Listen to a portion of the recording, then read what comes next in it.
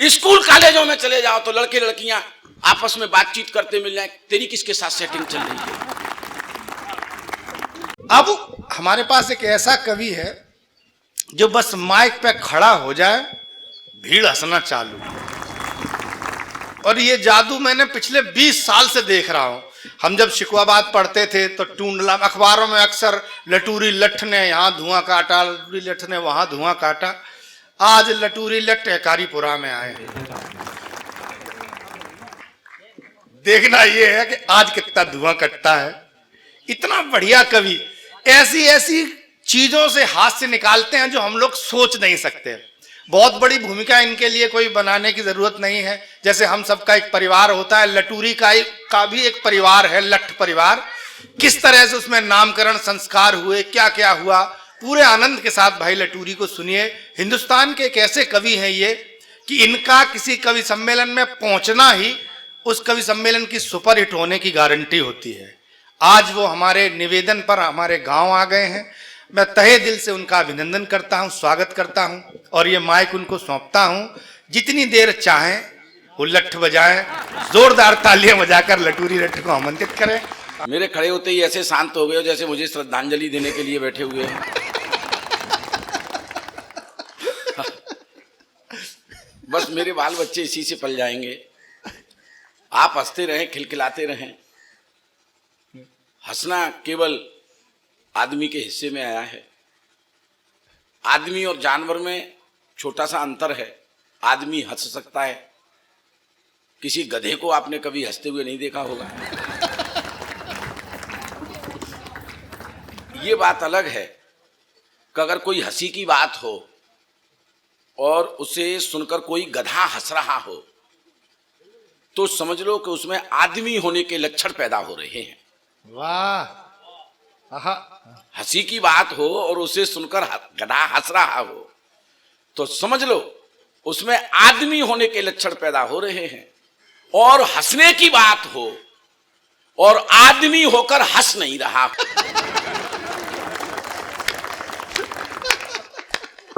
तो अब आपसे मुझे कुछ कहना नहीं है।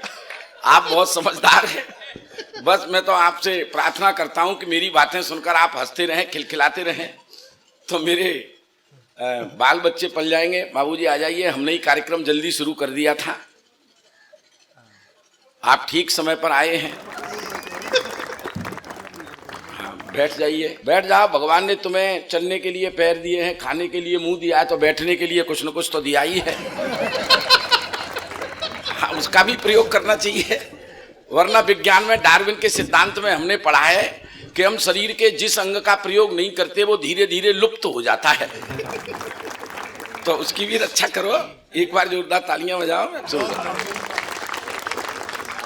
सबसे मुश्किल काम है दरोगा जी तो किसी को हंसाना सबसे मुश्किल काम है। रुलाने के लिए तो आपके पड़ोसी काफी हैं, आपके रिश्तेदार काफी हैं, और टेंशन देना तो बहुत सरल काम। किसी को भी आसानी के साथ टेंशन दे सकते हो। आप अपनी घरवाली के साथ खेत पर गए हैं,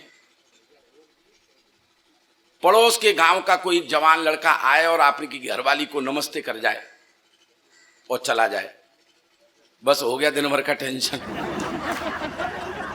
जो पड़ोस के गांव को छोड़ा जाए कैसे जानता है, ये टेंशन हो जाएगा। 15 दिन में तलाक तक की नौबत आ जाएगी नबी।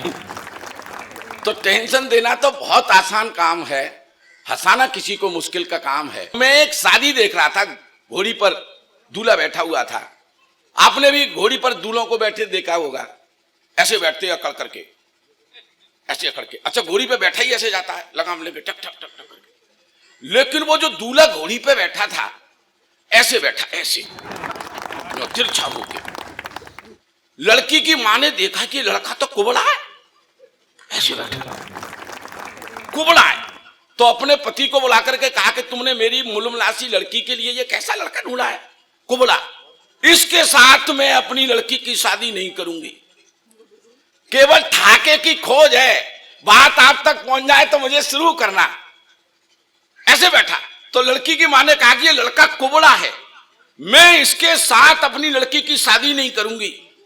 तो लड़की के बाप ने कहा तेरा दिमाग खराब नहीं है, कोरोना के बाद 500-700 रुपया रोज कमाता है, कुबड़ा नहीं है, आदत पड़ गई है, ऑटो चलाता है। तुम देखो 5-7 सवारी बैठा लेता है। जोरदार ताली बजाओ, ताली बजाओ आप, जो बजा मस्ती। अच्छा देखो, ये कोरोना में से भी हमने, मूसल जी ने बहुत शानदार कविता सुनाई थी। कोरोना से में भी हास्य जो है निकालने की कोशिश है।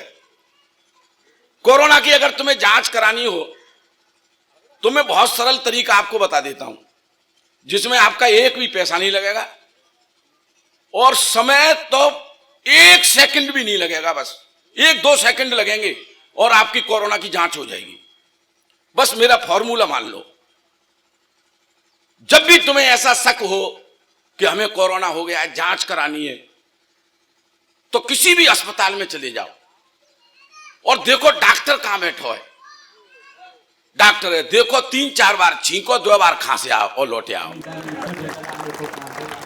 2 दिन बाद अपने आप मालूम पड़ जाइए कि तुम पॉजिटिव हो कि नेगेटिव। डॉक्टर खुद अपनी जांच करावे को, अगर वो पॉजिटिव तो तुम पॉजिटिव।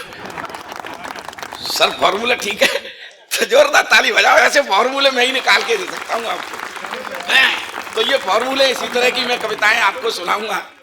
पहले थोड़ी सी सेटिंग बना लेता हूं। सेटिंग समझते हैं आप? सेटिंग आप नहीं समझे, इटावा के लोग नहीं सेटिंग समझे। अरे कहीं भी चले जाओ, ये शब्द तो बाबूजी आसानी से, हाँ ये सेटिंग तो, हाँ कहीं भी चले जाओ ये शब्द जरूर आ जाता है सुनाई में। थाने में आप थाने के आसपास खड़े हो जाओ तो लोग कहते सुनते मिल जाएंगे, दरोगा जी तो सेटिंग है गई क्या। तहसील में जाओ तो पटवारी की सेटिंग है गई। कलेक्टरी पे चले जाओ, जज से सेटिंग है गई। वकील साहब कहते सुनते मिल जाएंगे, वकील साहब ने जज साहब से सेटिंग करवाई गई। स्कूल कॉलेजों में चले जाओ तो लड़के लड़कियां आपस में बातचीत करते मिल जाए, तेरी किसके साथ सेटिंग चल रही है। सेटिंग होती है, फिर एंड्रॉइड मोबाइल पे चैटिंग होती है, फिर अखबार में जो कुछ छपता है आप भी पढ़ते हैं, मैं भी पढ़ता हूं, देश शर्मसार होता है। मैं तो एक दिन ये सोच रहा था ये सेटिंग कहां से आई होगी। मैं इसका एक रूपक सुनाता हूं केवल ठाके के लिए, आनंद लेना। लड़का गांव का है, नहीं लड़का गांव बड़े शहर का है, जैसे मान लो लखनऊ का है, कानपुर का है या दिल्ली का है। लड़की गांव की है, छोटे से गांव की, आपके गांव की है मान लो। लड़की गांव की है, लड़का शहर का है, दोनों की शादी तय हो गई है। शादी तय हुई है, बारात गांव में आनी है, शादी गांव में होनी है।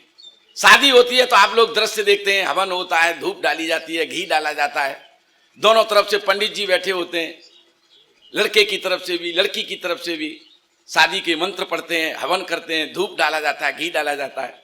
जैसे ही हवन शुरू हुआ, दूल्हा दुल्हन बैठ गए, धूप डाली गई, घी डाला गया।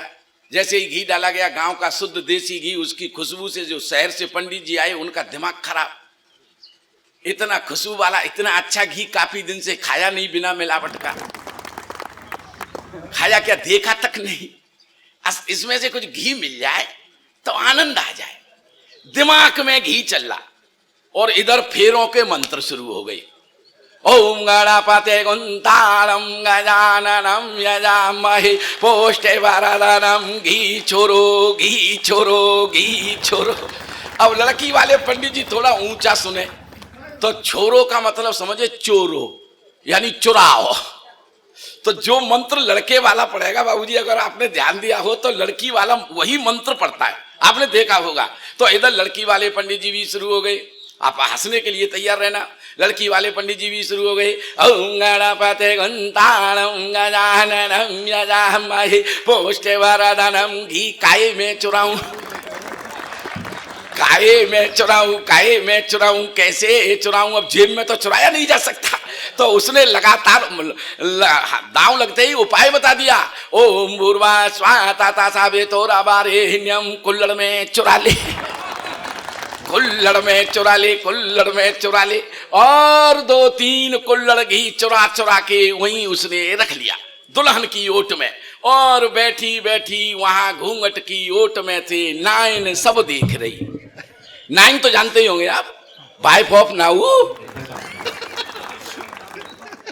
अंग्रेजी में समझो तो नेचुरल प्रेस रिपोर्टर, हिंदी में समझो तो उसे समझो प्राकृतिक पत्रकार। जो काम पत्रकारों का बाबूजी समाज में होता है, शादी वाले घर में वह काम नाइन का होता है। उसे पता रहता है कहाँ क्या चल रहा है, उसके रहते उसके यजमान के साथ कोई गड़बड़ी नहीं कर सकता, उसे पता रहता है। तो ये अखबार वाले तो अपना अखबार निकाल लेते हैं। उसने उस समय जो फेरों के समय पर ये हमारी जो माता बहनें गीत गाती हैं, उसको उसने रागात्मक अखबार समझकर गाया। और सेटिंग समझ में आ जाए तो फिर मुझे शुरू करना। उसने उसको रागात्मक अखबार की तरह निकाला। मेरी पहली भमरिया रे के पंडित मिल के गीचो रे, मेरी पहली भमरिया रे। और पंडितों का दिमाग खराब। ओ मंतरिच्छ है शांति, रापा शांति, शांति रेवा, चंद्रमा शांति, सूर्य शांति, वनस्पति है शांति, औषधि है शांति। हे नाइन तू भी शांत हो जा, आधा तेरा आधा हमारा। ओम स्वाहा। तो एक बार ताली बजाओ थोड़ी सी। हाँ तो देखो, बस इसी तरह से आप हंसते खिलखिलाते रहिएगा। हंसने के लिए कहीं जाने की जरूरत नहीं है। तू खींच ले, फोटो खींच ले मेरा, रामलीला पे रावण दहन के काम आएगा। जब से ये डिजिटल फोटोग्राफी शुरू हो गई है दरोगा जी, मैं बहुत भयभीत रहता हूँ। डिजिटल फोटोग्राफी में कई बार होता क्या है, ऊपर का हिस्सा किसी का और नीचे का किसी का। उदाहरण के लिए ऊपर ऊपर लटूरी लट और नीचे नीचे आलिया वट। कपड़े उतारे वो और सत्यानाश हो जाए मेरा। मैं सही बता रहा हूं आपको, मेरे साथ ऐसी दुर्घटनाएं घटित होती रहती हैं। मैं तो देखो प्रयोगधर्मी आदमी हूं, प्रैक्टिकल आदमी हूं। मैं जैसा देखता हूं वैसा कहने की कोशिश करता हूं। ये जब से आपने इन छोटे छोटे बच्चों के हाथ में एंड्रॉइड मोबाइल दरोगा जी पकड़ा दिया है, दरोगा जी बहुत खुश हो रहे हैं, मेरी तरफ लगातार घूर घूर के देख रहे हैं। मेरे साड़ू भाई लग रहे हैं। मैं सरगंजेपन की बात कर रहा हूं। साड़ू भाई का मतलब होता है एक ही कंपनी के द्वारा ठगे गए दो ग्राहक। आदमी के जीवन में बाबूजी केवल दो ही महिलाओं को सर पे हाथ फिराने का अधिकार प्राप्त होता है। या तो मां हाथ फिरा सकती है या पत्नी हाथ फिरा सकती है। मां हाथ फिराती है तो बाल बढ़ते हैं।